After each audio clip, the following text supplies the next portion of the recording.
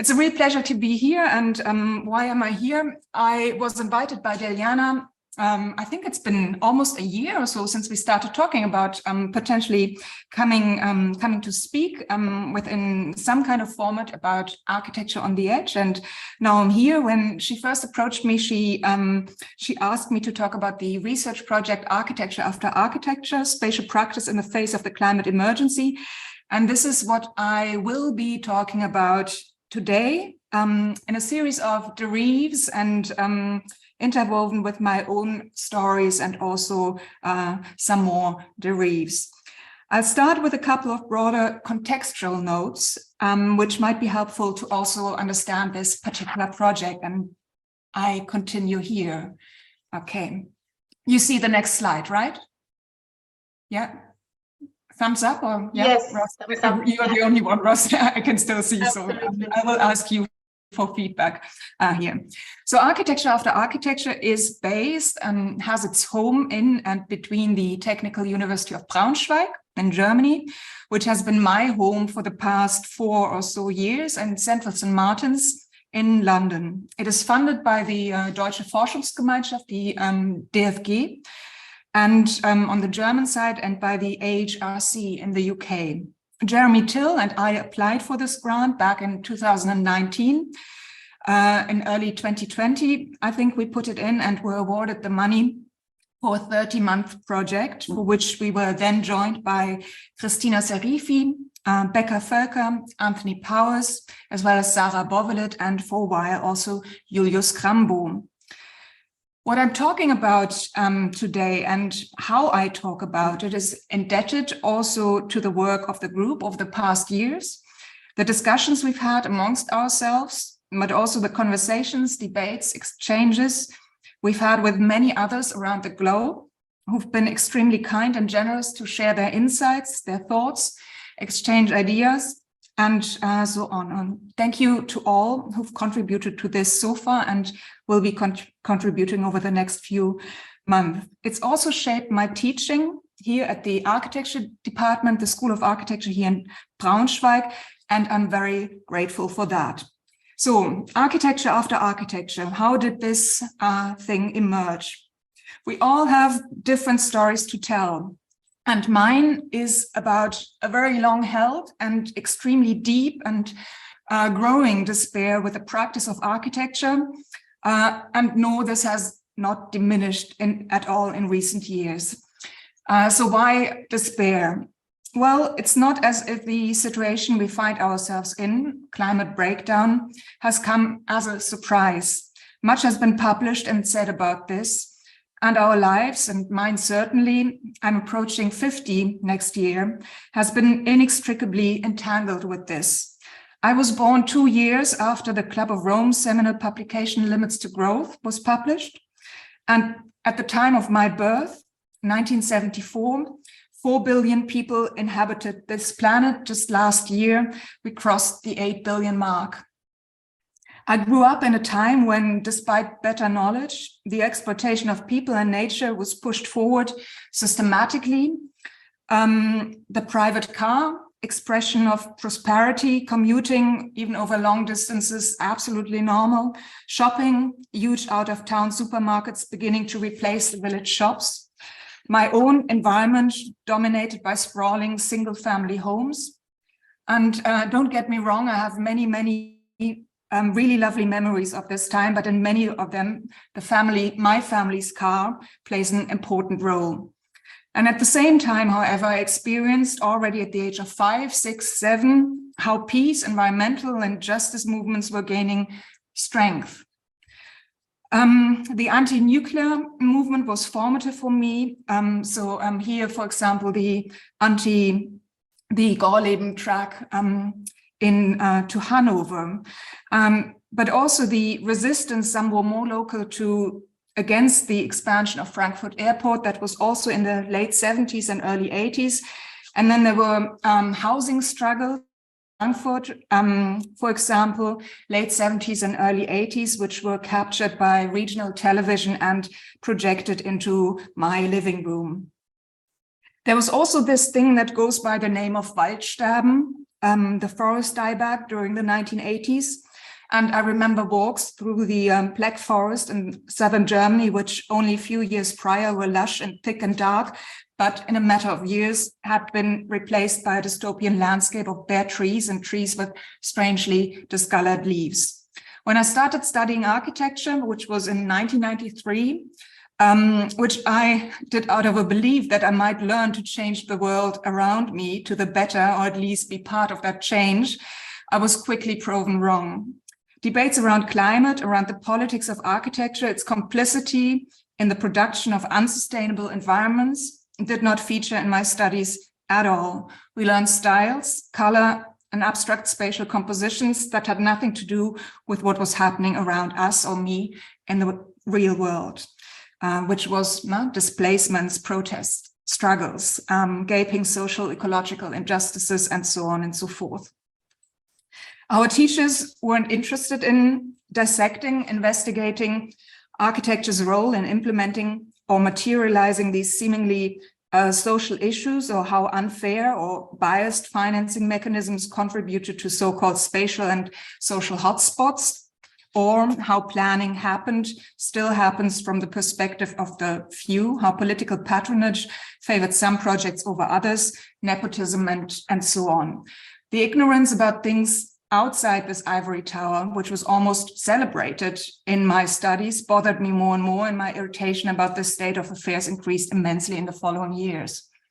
In the late 90s and early 2000s, I spent some time in Glasgow, where, along with a dozen others, I founded a workers' cooperative, and Deljana mentioned this already. And it's really lovely to look back on this, because it was, I guess, really blue-eyed in many ways, terribly naive also, but incredibly ambitious at the same time. Because we talked about resisting all evil, we talked about fighting all manifestations of socio-spatial inequality, we talked about resisting exploitation and deprivation, and working against capitalist production. But not only that, beside the anger targeted at public-private partnership projects, the city council, playwright politics, privatization everywhere around us, and not a single architect in sight to fight or voice skepticism at some of the urban development measures alongside us and those affected by planning decisions. We also want to implement other futures, work on truly transformative and emancipatory solutions instead.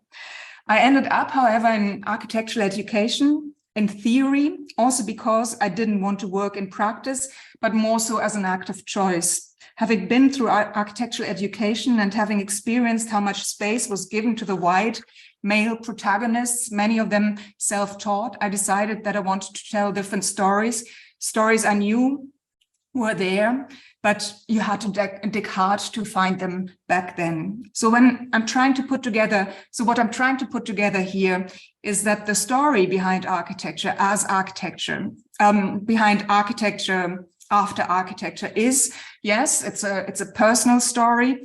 Whilst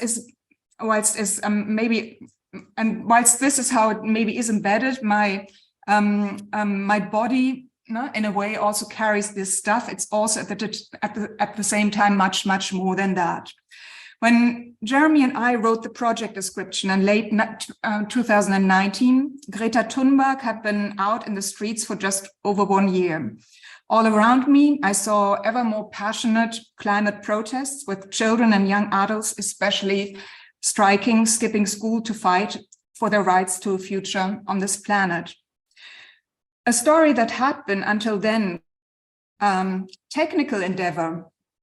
So in a way, when I go back in a way to the to architecture as well, where you think about maybe responses to climate breakdown in architecture tending to be of a technological nature. So up until 2019, I guess, of course, and there are other stories, we can talk about this later, but in a way, these things tended to be of a technological nature. We could talk about solar panels on roofs, we could talk about rammed earth for walls, retention systems for rainwater, air tightness testing, monitoring devices, and so on.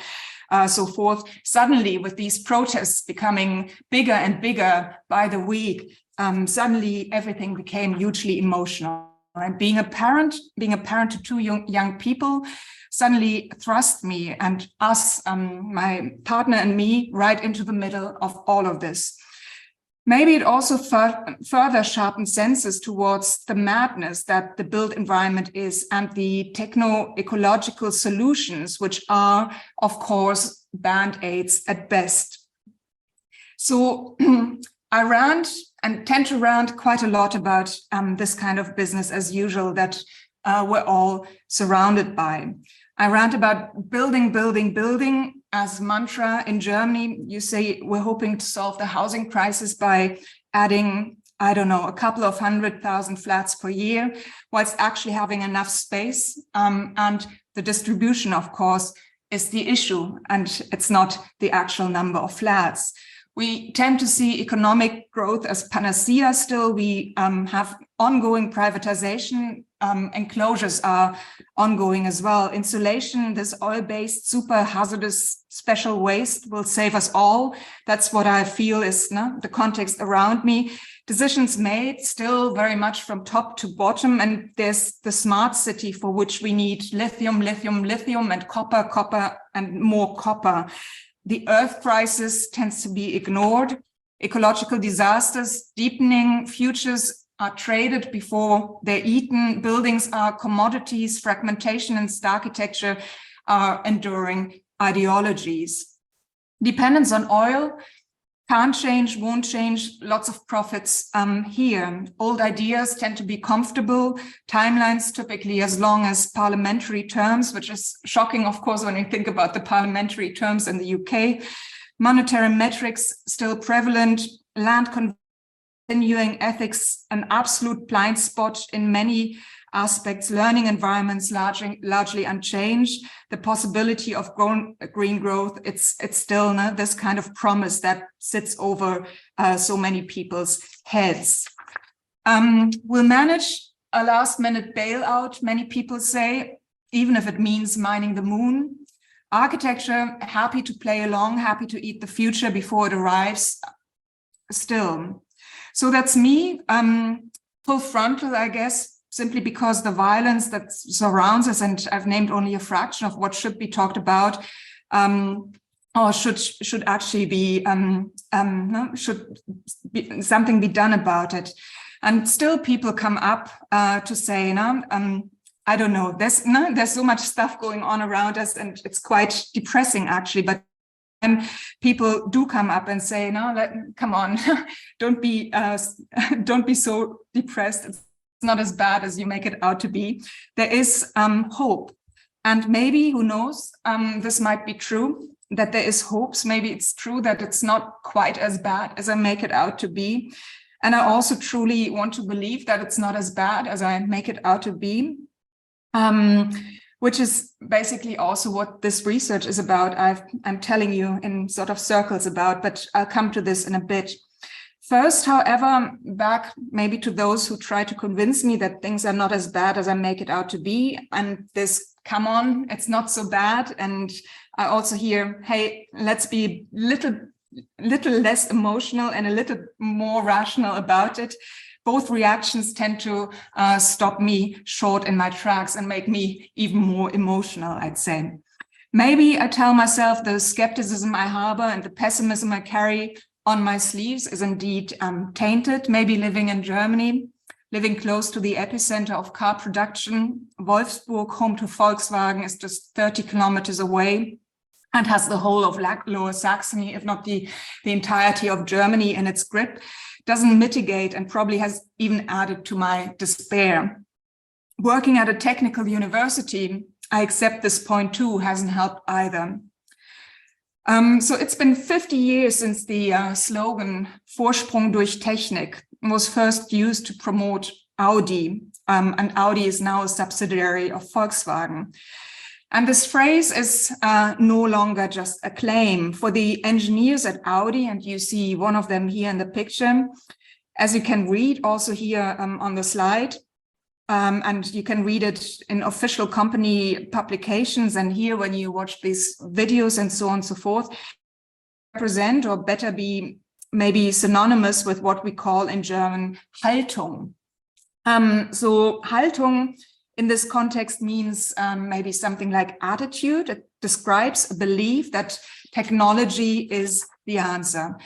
And now we can, of course, ask if this is the answer, what is actually the question? Well, any question, you could say, it doesn't really matter. Whatever you ask, technology is correct. Technology in this mindset gives you a head start. Always, it sets you up with an advantage over others and other approaches.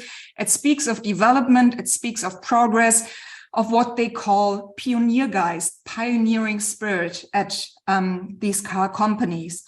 The sheer mention of Technik is something Germans are proud of. It is what defines us. And so Technik, the seemingly neutral result of an engineering endeavor, stands for also ingenuity, engineering ingenuity.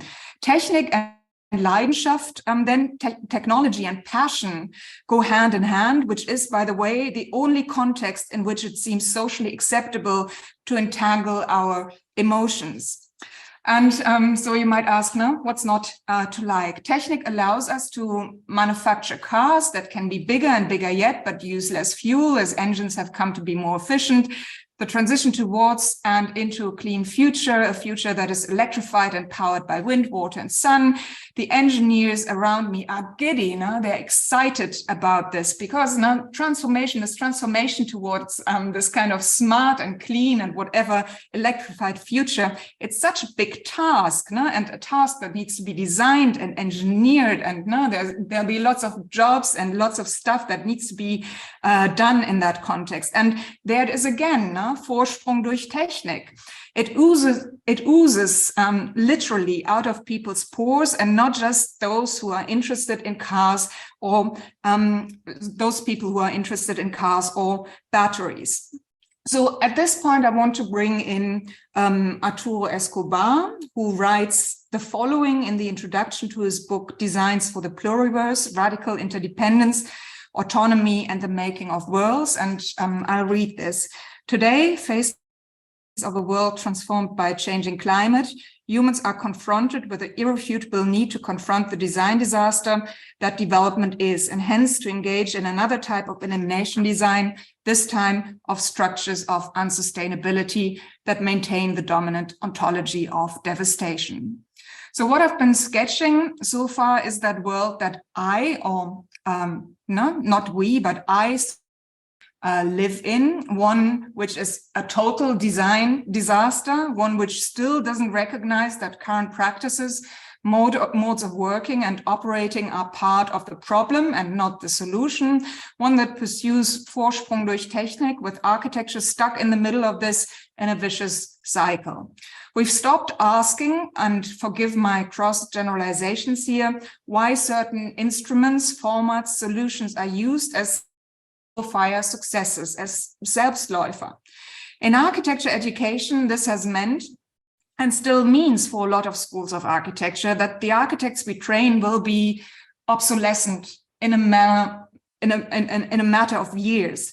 The briefs they get still are predominantly the design for new buildings, new lives on seemingly endless sites. Away with the old, in comes the new, the stuff that was there before is dumped. Who cares? Vorsprung durch Technik. But what was the question again? Much of my world is about argumentative acrobatics or talking yourself out of tight spots. It is greenwashing at its best. Some of the more clued up architectural colleagues have jumped on the bandwagon of change, transformation, climate discussion, the horror of waste, and so on, claiming that, of course, we've always been in the same boat, pulling on the same strings, only to hand out in the next moment a design brief for a sustainable new build project on wide expanses of space.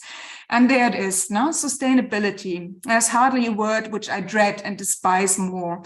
It's out of the bag again. All this, and I could go on and on about this, I'm sure you all have stories to tell too, points to gaping holes in and not only our understanding of what's at stake in the context of this discipline, but also in the way we might begin to alter this attitude. There are a series of elephants in the room that need to be addressed One certainly is that architecture as we know it, a practice reliant on extractive and combustive processes, energy dependent, will have to come to an end, and it will have to come to an end quickly. The second point, architecture as band-aid, one whereby the mortal engine-sized wounds that architecture leaves in its process of making and using is off the shelf. It needs to come off the shelf. And architecture is not outside of climate. Architecture is climate. It is air pollution and aluminium, dust and biodiversity loss, black sand mining and capital, carbon and caustic soda, cedar wood and coal, finance, floor hardness and deforestation, depletion and polymers, extraction and foamed plastic, flame retardants and land grab, it's lead, limestone and lithium, it's marble, mercury and methane, it's mine tailing spills and monopolies, it's mold releasing agents and noise pollution, it's oil shale, oil spills, open mine pits, it's polystyrene and rosewood, it's sand and slate, it's tar sands, teak wood and thermal cracking, it's titanium and uranium. So to understand architecture as climate, to understand that architecture is climate, shatters any illusion of architecture as an autonomous discipline, distanced from the world. It's simply not. This claim cannot be upheld. And what I mean by that is that one sustainable building island, one lovely urban garden, one fantastic housing project, one amazing participatory project, one this here and one this there is all super, no doubt about it. And we can talk about these gaps in these cracks in the system and these moments of hope, these spaces of otherness and so on and so forth. It's all super, but this cannot be the end game. So I want to bring Arturo Escobar in again, whom I already quoted earlier, and I just want to read it again. Here again, today, faced with the realities of a world transformed by a changing climate, humans are confronted with the irrefutable need to confront the design disaster that development is, and hence to engage in another type of elimination design, this time of the structures of unsustainability that maintain the dominant ontology of devastation. So now he outlines the scale of the issue. He really outlines what's at stake, but he also says that the design disaster which we inhabit and continue to inhabit is structural. He talks about eliminating the structures of unsustainability. And this brings me back to my rants, my issues with architecture as profession, as discipline, as practice and education, and it's dealing with a selective and extremely narrow set of issues, say a house. Ignoring the present day unsustainability is not a one-off isolated thing, but it's a structural issue. No? So it's very much a structural issue and it needs to be addressed as a structural thing. So this structure or the structures of unsustainability are firmly rooted in our everyday lives, forming a web of connections that is about policy and politics. It's about money and finance. It's about education. It's about organization of labor. It's about the means of production, the mechanisms of production. It's about supply chains, but it's also about cultures. And all of these make up those structures of unsustainability. And yes, there are many groups and practices and collectives which are doing things in other ways, absolutely certain about this, but I think my point is a different one, and I alluded to this already. It is the every little bit helps approach, no? That cannot be the new solution to which we end up forgetting the question. Or if you want to say it differently, if you do not recognize the structures within which you operate, if you cannot identify those structures, then the knowledge and hope that might sit in these small alternative and other projects, they simply miss their target. So I'm closely coming to an end, and I have two images that for me represent or begin to sketch very loosely what it might mean to, at the very least, take seriously and recognize the structures around us. I'll start with this one here. It's a drawing by the Canadian artist Larissa Fassler, and what you see here is a square in Berlin, colloquially called Kotti. And the work depicts this square, but it's a very different depiction to an architectural drawing, you might say. The painting, the drawing is full of stories of people who use this space, move through this place, and appropriate it. And as you see, nothing is clearly ordered here. There are layers upon layers upon layers. Nothing is tidy. Human traces, however, somehow take center stage. And what we see is the city as we, I think, experience it also when we walk across streets and we pass traffic islands, or we run through subways and passages, or rest in a building's entrance. Everything is important in this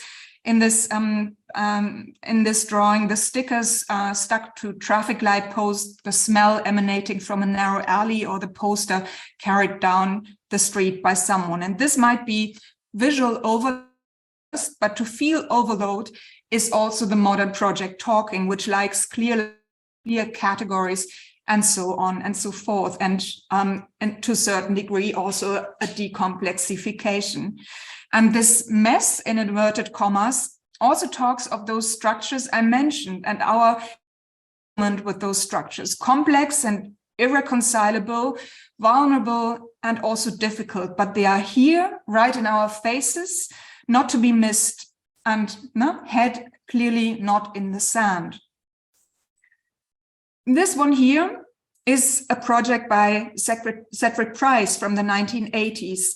It's another example that addresses not necessarily on, but points to this desperate need to begin asking, that it's necessary to begin asking more uncomfortable questions. The uncomfortable questions here being how much building, how much producing might be necessary, or whether building and producing is really always the best solutions.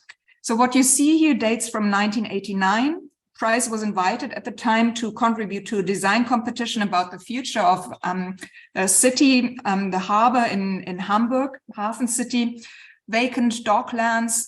The city wanted to turn into an area for housing and mixed use. It's all built up these days. Lots of well-known architects were very well behaved and drew plans for what they had been asked for. Housing, shops, a metro line, an opera building, and so on and so forth. Although the docklands were presented by the city of Hamburg and the organizers of the building forum as a much needed area for thousands of flats, cultural, sports, and leisure facilities for lively the city center on and in the harbor, Price proposed to turn the docklands into ducklands.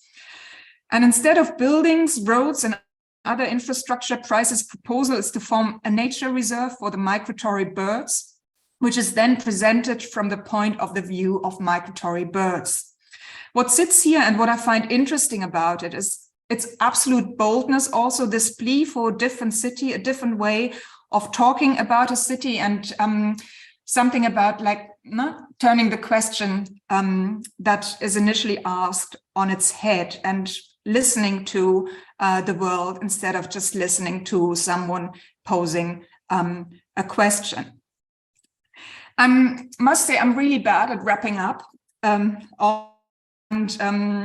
maybe we can talk a little bit more later on. But I want to say a couple of things before I pass back on to Deljana and the others.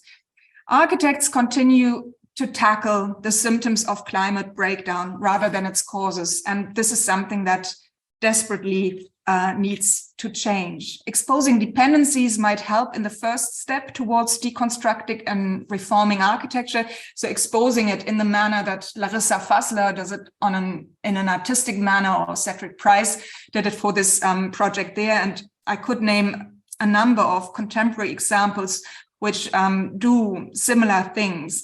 So exposing these lines of flights, maybe also the historic lines of flights, they're one important step towards engaging with these structures of unsustainability, as Arturo Escobar outlined it in his book. Architecture, I think, and this is maybe more plea than anything else, and it's nothing new at all. I think there's plenty of stuff being written about this, but I also think it cannot be said often enough. It's there's this absolute need, no?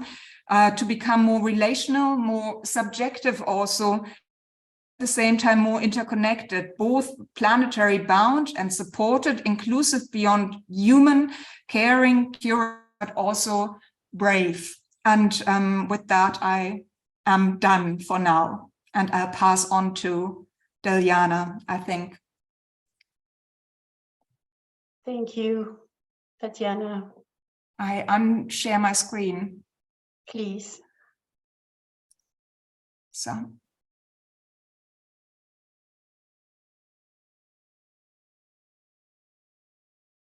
Just give me 1 second.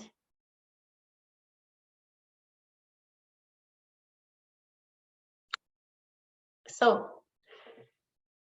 thank you. Thank you. I would like to pick up on Vorsprung durch Technik, or advancement through technology, as I grew up with that as well. Ingrained deeply, not only in German culture, but quite ubiquitously in industrial thinking across most sectors.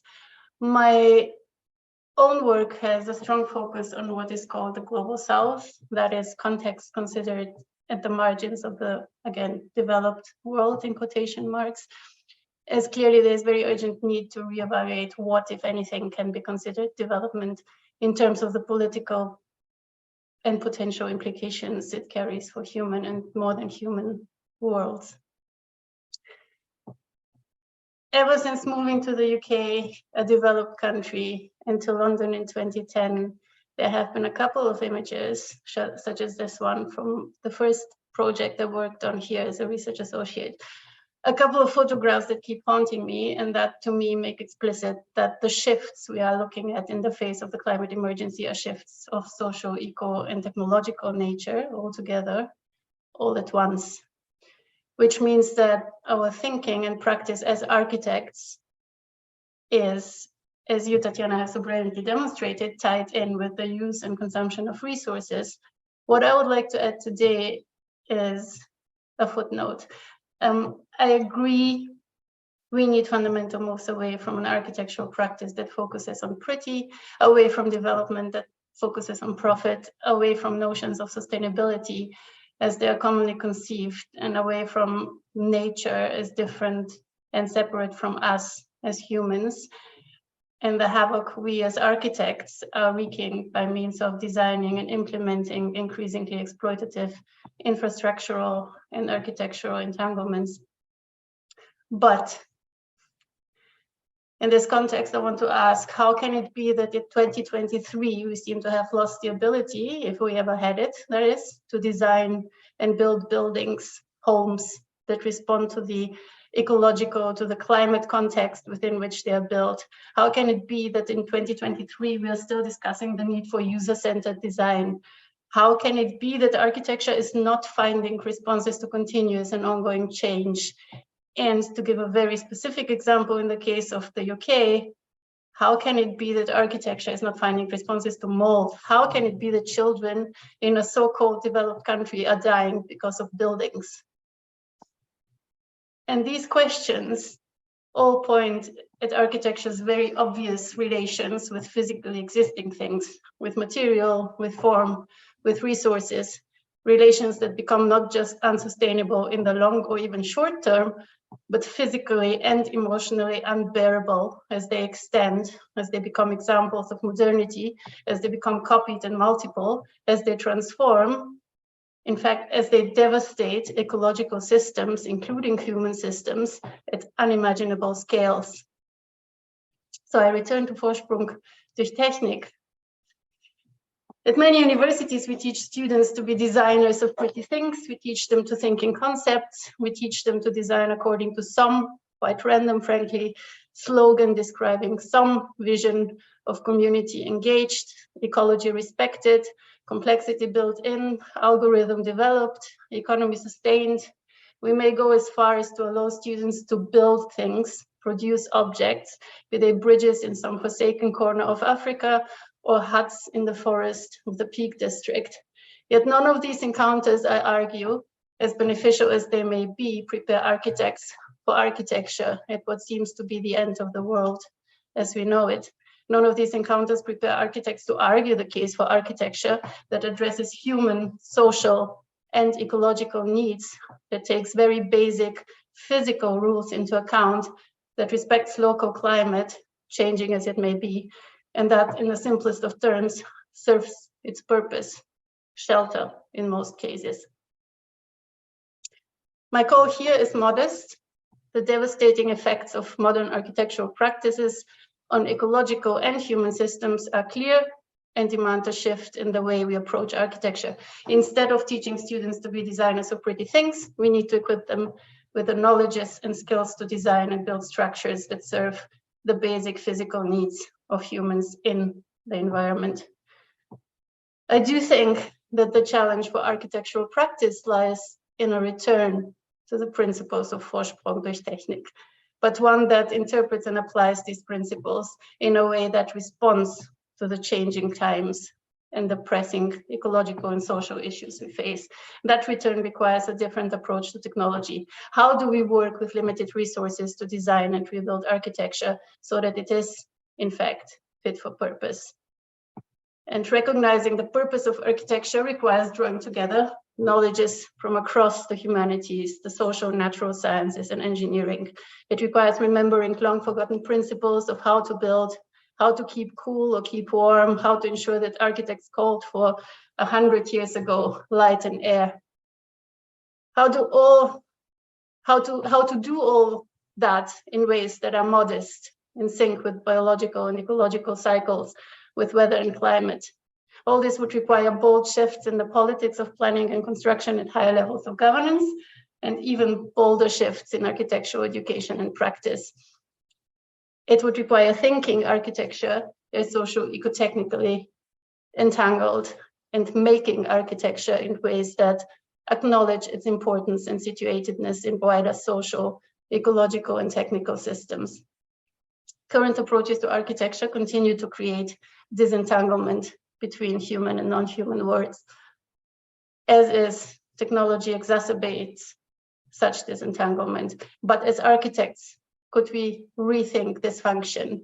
And here my provocation: can we imagine technology that creates, that nurtures, that amplifies relationships between us as humans and between us and the non-human world? Relationships that are closer and somehow mutually beneficial. And I end here quite abruptly and invite Daniel to the virtual stage.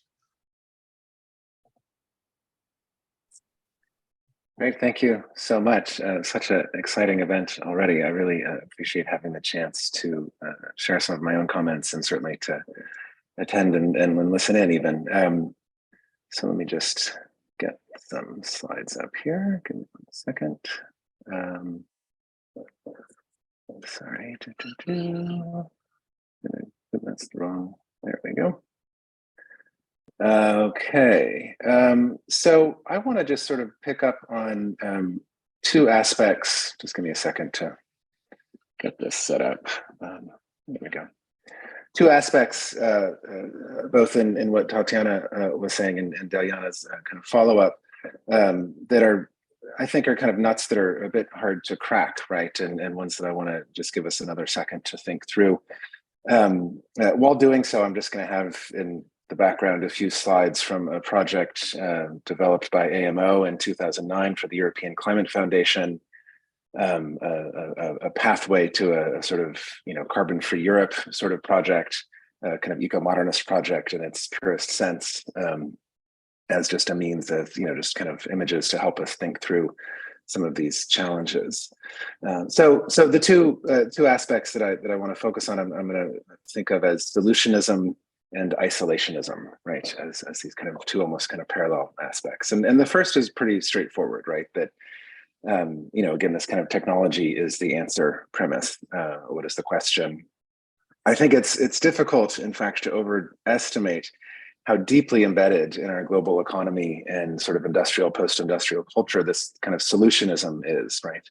One's hard pressed to find, indeed, a carbon reduction strategy. Well, not that hard pressed, but there's a kind of imbalance in carbon reduction strategies towards those that are dependent not only on technology, but even more so on innovation. And I'm doing that in scare quotes. That is innovation in the sense of investment in technology, right? So continuation of the kind of cycles of capital flows, usually into very familiar places, corporations, people, sectors, et cetera. And, this is in part the kind of recognition of the largest, the best year ever for many of the global oil corporations, right, that are continuing to invest and reinvest, even get government funding towards renewable energy. So more fossil fuels being invested, if you will, in order to purportedly eventually reduce fossil fuels, right, in this kind of horizon that we can't seem to quite reach. So the electric car here is maybe too easy of a target. Kind of technological solution that so clearly maintains not only power structures and corporate profits, right? Again, going to the same places, going to the same people, not to mention maintaining a certain type of urban organization and sort of patterns of daily life, indeed a sort of pattern of development to go back to Escobar that we need to undo. So this kind of switching of one fuel source for another while keeping everything else the same. So this notion that we sort of spend our carbon on carbon reduction technologies, right, as part of this solutionism, seemingly perhaps a reasonable approach. We've got to get there somehow, but because it perpetuates these existing flows, because it perpetuates the sort of business as usual, as the term often plays out in the climate discussion, the externalities still pertain, right? The ongoing reliance on fossil fuel-based energy and the kind of social fabric that remains unraveled, right, untarnished despite its rampant inequities. So in this sense, climate change is the kind of the problem, of course, in this framing, rather than the problem being inequity or passive income or exploitation or some of these other aspects that have kind of followed from part of the ongoing climate disaster. And that's kind of the point, really, right, that the project of solutionism, which is to say the project of how can we reduce carbon emissions, the project of solutionism is how can we reduce carbon emissions without disrupting the economic system, without disrupting the status quo. A little closer to our architectural context and my kind of excuse for these images is a moment when Rainer de Graaf, then, I'm not sure if he still is, but then sort of the principal of AMO, of course, the research arm of OMA, this was again back in 2009, says that the most shocking part of this project I'm sort of showing you slides of, the most shocking part of Anaropa, as he puts it, is how incredibly unshocking it is. Everything that moves is the same and still moves. It's a situation where everything changes and at the same time, nothing changes, end quote, right? And so this kind of sense that the project is to sort of redo the back end in some sense of solving these technological problems, while the kind of front end, our kind of daily lives go on as before. Right, this was seen as a good thing, right? I mean, solutionism means that we're not disrupted, the kind of life is as it should be, but all of the problems and, Tatjana's kind of epic list of some of them, right, I think helps us to see all the kind of externalities, if you will, or ongoing complications pertain. So again, solutions that maintain the status quo, that reinforce these inequities, et cetera. And so it's important here also to recognize that the global body that's kind of managing or sort of trying to manage planetary efforts on climate, the UN IPCC, Intergovernmental Panel on Climate Change, was itself, for all of its amazing research, and I think it contributes quite a bit, but nonetheless was sort of founded with the same premise of solutionism, right? Was put together in order to bring together scientists, really exclusively scientists at first, to look at the purported threats of anthropogenic climate instability and kind of solve the problem, right? To kind of make it go away, right? Find a way out. And their work since then, again, as laudable and valuable as it is, has basically been, until quite recently, sort of we're on it, we got this, right? The solution is coming. Now, quite interestingly, over the last kind of 2 years, it's really shifted to a sense of the outputs of the IPCC's reports, or rather than kind of, we're on top of it, are more like it keeps getting worse.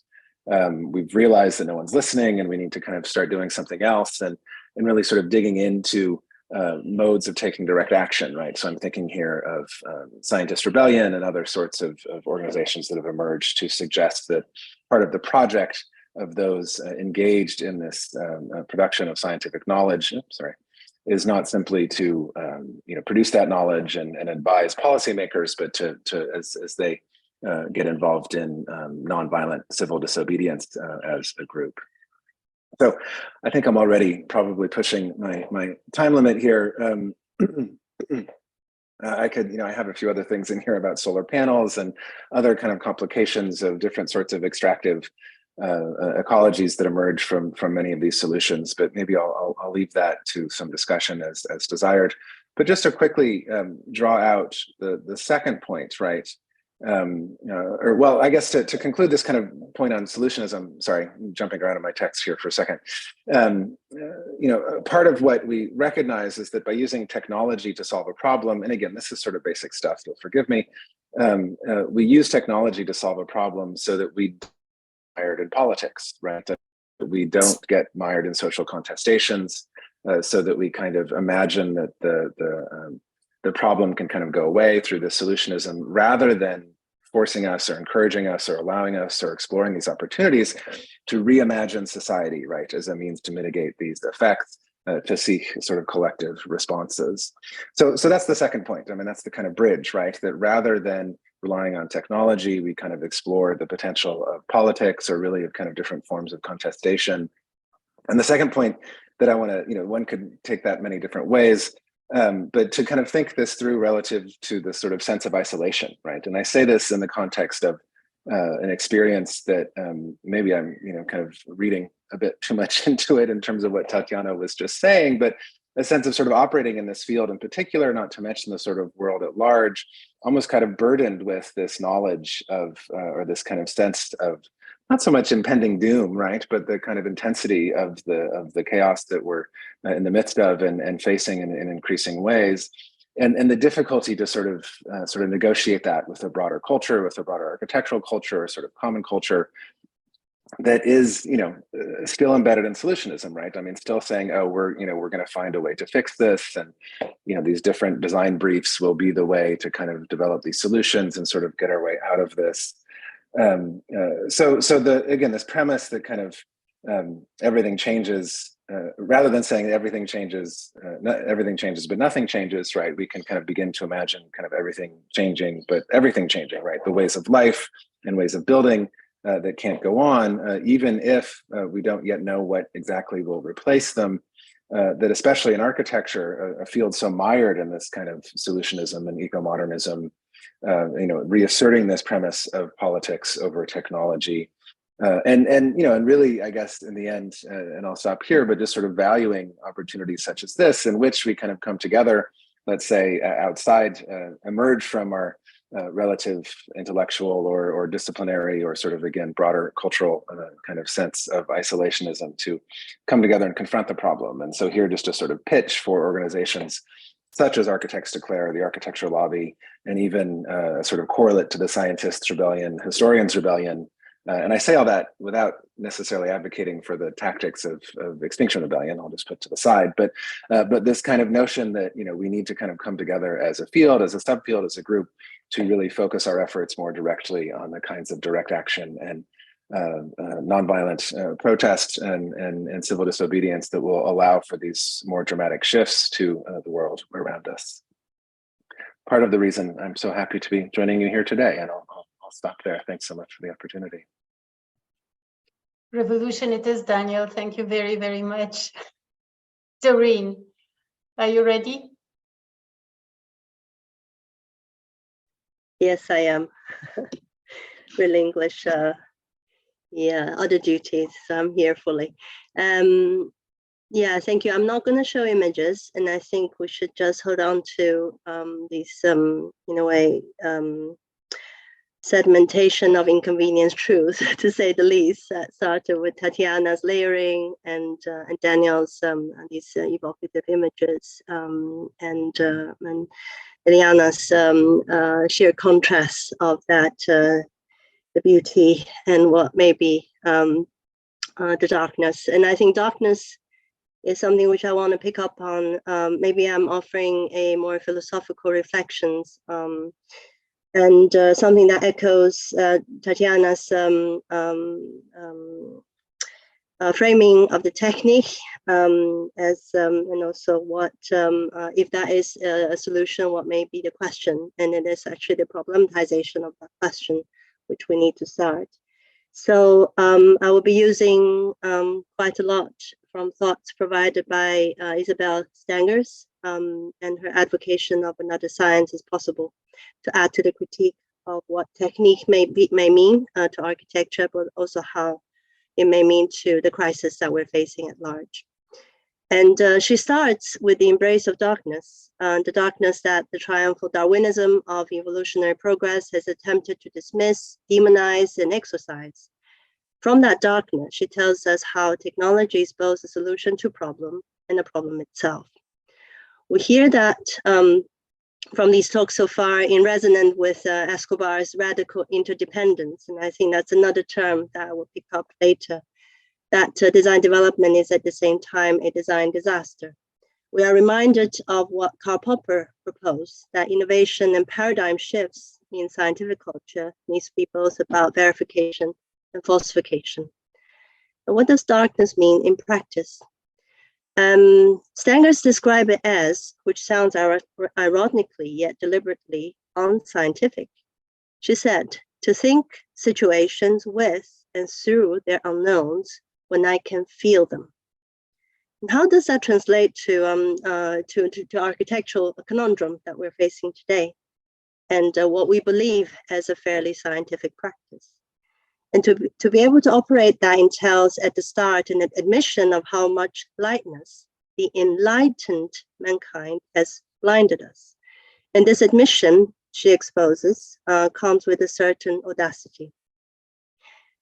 And she said, what I call unknown is always about possibility, not probability, about what calls for imaginative engagement instead of submission to the given definition of a state of affairs, even if it is in order to denounce it.